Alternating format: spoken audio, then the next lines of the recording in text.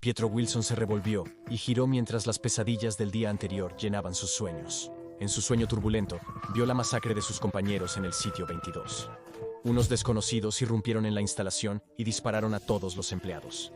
Todos excepto Pietro. Recordó haberse adentrado en la instalación, siendo acorralado en una habitación de concreto sin ventanas.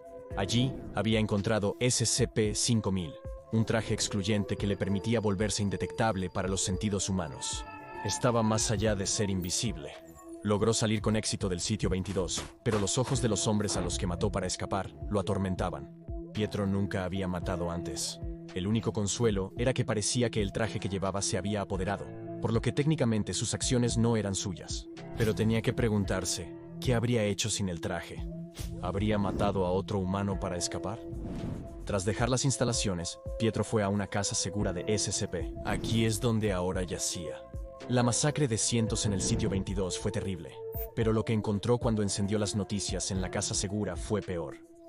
Los SCPs liberados globalmente estaban exterminando millones de personas. ¿Qué estaba pasando? Pietro despertó abruptamente de una pesadilla. Hiperventilaba, pero su cuerpo se recuperó rápidamente y su respiración se ralentizó.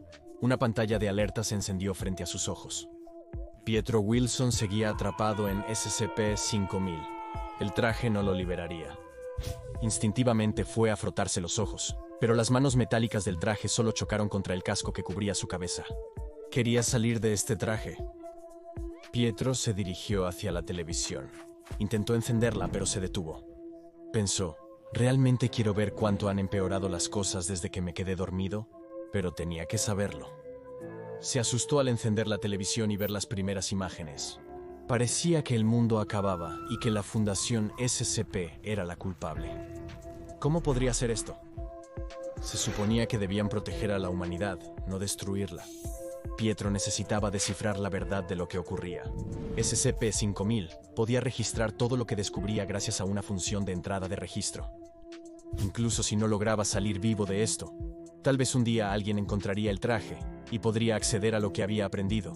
Su primera anotación en el diario fue el 1 de febrero, 2020. Mientras Pietro observaba la carnicería en la televisión, comenzó a juntar las piezas de lo que él mismo había presenciado. Sabía que un escuadrón especial había ejecutado a todos en su lugar de trabajo, el sitio 22. Sabía que se liberaron los SCPs. Sabía que el mundo estaba terminando. ¿Pero por qué? Pietro reflexionaba cuando un presentador de noticias apareció. Lo que acaban de presenciar son informes de todo el mundo sobre monstruos devastando ciudades y pueblos. Todo esto comenzó con un misterioso mensaje de una organización que se hace llamar la Fundación SCP. El Consejo O5, su órgano de gobierno, declaró lo siguiente: para aquellos que actualmente no están conscientes de nuestra existencia, representamos a la organización conocida como la Fundación SCP. Nuestra misión anterior se centraba en el confinamiento y estudio de objetos, entidades y otros fenómenos anómalos. Esta misión fue el foco de nuestra organización durante más de 100 años. Debido a circunstancias fuera de nuestro control, esta directiva ha cambiado ahora.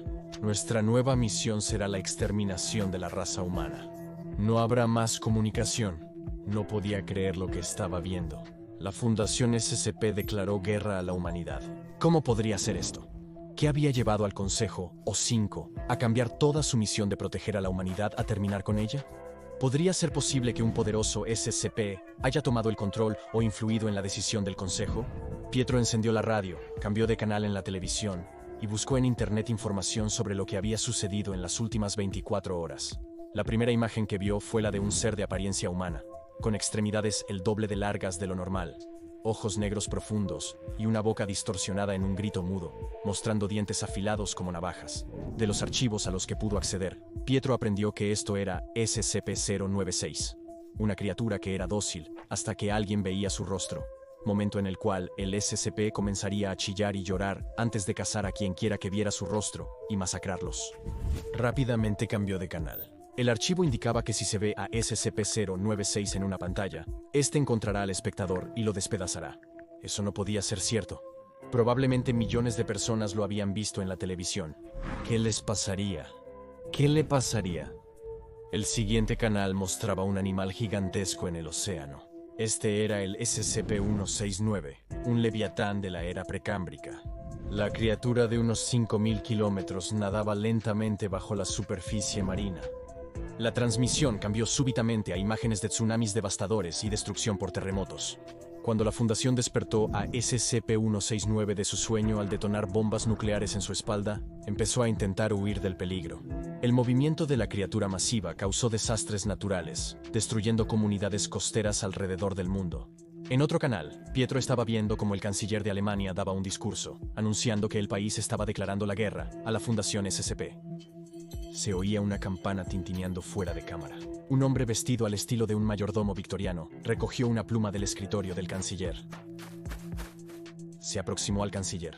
Alzó la pluma mientras la cámara retrocedía, y se oyeron disparos y gritos antes de que la transmisión se interrumpiera. Las noticias reportaron que desde que la Fundación SCP cambió su misión, eventos similares con líderes mundiales y el mismo mayordomo han ocurrido. Pietro revisó los archivos del traje para entender lo que sucedía, descubriendo que SCP-662 debía estar conectado. La extraña enfermedad de piel SCP-610 que afectaba a Nueva York y Delhi cubría a las personas con erupciones y forúnculos antes de intentar controlar sus cuerpos. Por fin, buenas noticias. Parecía que el brote estaba siendo contenido gracias a la coalición oculta global y la Iglesia del Dios Roto. Después, malas noticias. SCP-682 también se había liberado. Un monstruoso cocodrilo masivo. Su única misión era destruir toda vida. Se nutría de odio hacia los vivientes, convirtiéndolo en la herramienta ideal para la nueva misión del Consejo, O5. Pietro había oído de SCPs capaces de acabar el mundo al instante, pero evidentemente la Fundación no optó por esta ruta aún. ¿Querían mantener intacto el resto del planeta? O tal vez había resistentes en la Fundación SCP que intentaban detener al Consejo O5 de llevar a cabo su misión. Todo lo que Pietro sabía era que actualmente había algunos SCPs desagradables causando estragos. Pietro escuchó una explosión a lo lejos, lo suficientemente cerca para ponerlo nervioso. Tal vez sería mejor quedarse en casa y esperar el apocalipsis. El traje lo mantenía saludable, nutrido e indetectable para los enemigos. Cualquier persona prudente se habría quedado allí a salvo, pero Pietro necesitaba respuestas. Sentía que era su responsabilidad registrar e intentar dar sentido a todo lo que estaba haciendo la Fundación SCP. Mostró un mapa de los sitios de SCP en el área en su pantalla. El más cercano era el sitio 19. Era hora de aventurarse al fin del mundo y encontrar algunas respuestas, pero estaba a punto de enfrentarse a aún más preguntas. En el camino al sitio 19, Pietro se encontró con algo extraño, un escuadrón de soldados de la Fundación en un claro. Estaban firmes mientras su comandante se movía de un lado a otro de la línea. Los uniformes de los soldados tenían el emblema Fuerza Operativa Móvil Epsilon 6 bordado en ellos.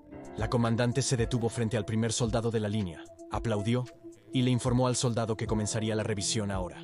La comandante sacó un cuchillo largo y lo clavó en el hombro del soldado. Curiosamente, el soldado permaneció inmóvil y en silencio, sin reaccionar.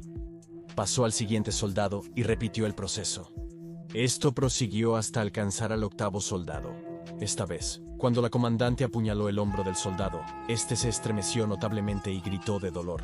La comandante exclamó: «¡Uno está vivo!». Pietro observó cómo los soldados levantaban sus armas y disparaban al que había gritado. La comandante derribó al último soldado clavándole un cuchillo en el hombro. No hubo reacción. La comandante gritó: «¡Estamos despejados! ¡Vamos a movernos!». Pietro esperó hasta que el escuadrón estuvo fuera de vista y se dirigió al cadáver que yacía en el suelo. Recogió armamento y medicinas básicas.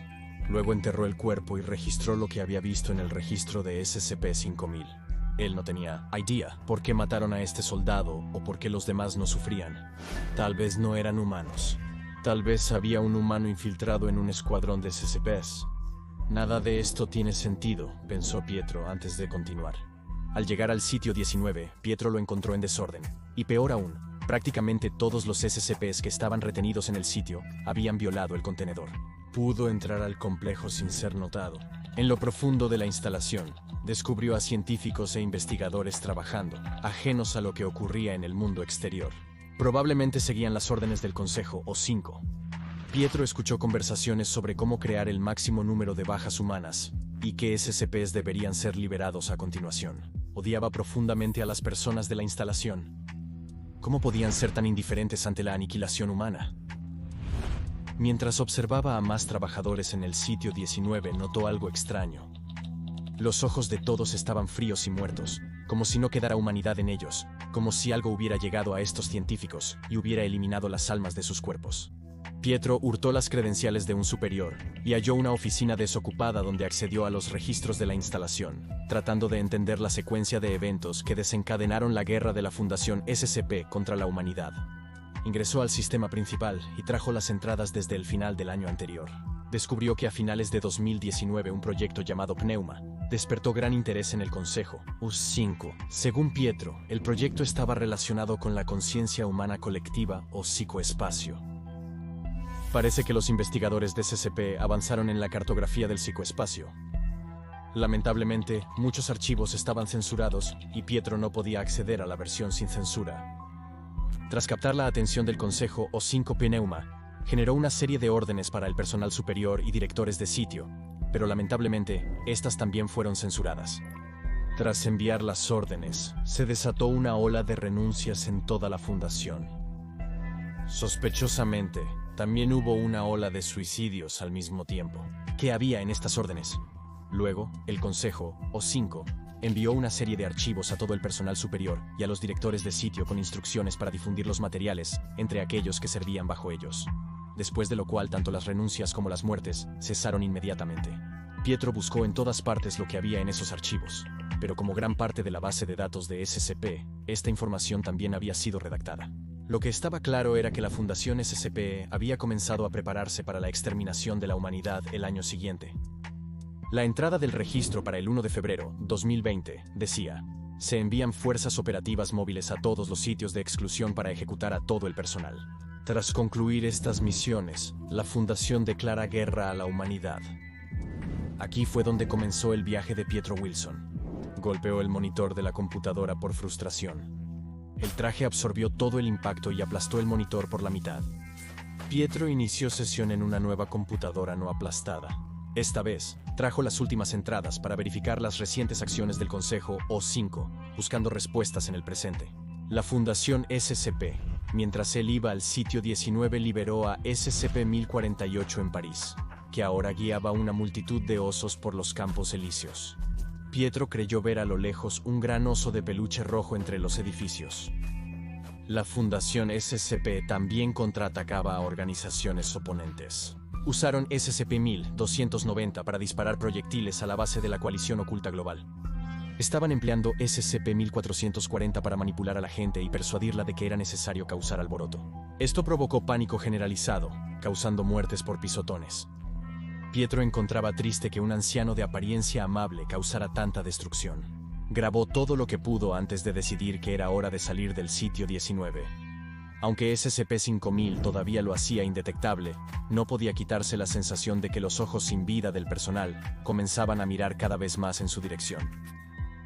Cuando Pietro dejó el sitio 19, el cielo resplandecía naranja por los incendios de muchos edificios. Necesitaba más respuestas. Necesitaba entender por qué la Fundación SCP quería exterminar a la humanidad. Aprendió mucho del sitio 19, y estaba seguro de que, si llegaba al siguiente sitio, podría entender el propósito de la Fundación y quizás cómo detenerlos. Avanzó, pero su visor de realidad aumentada se oscureció de repente. El traje se ajustó más, ralentizando el flujo sanguíneo a su cerebro. No podía moverse mientras su visión se oscurecía más y más hasta que se desmayó.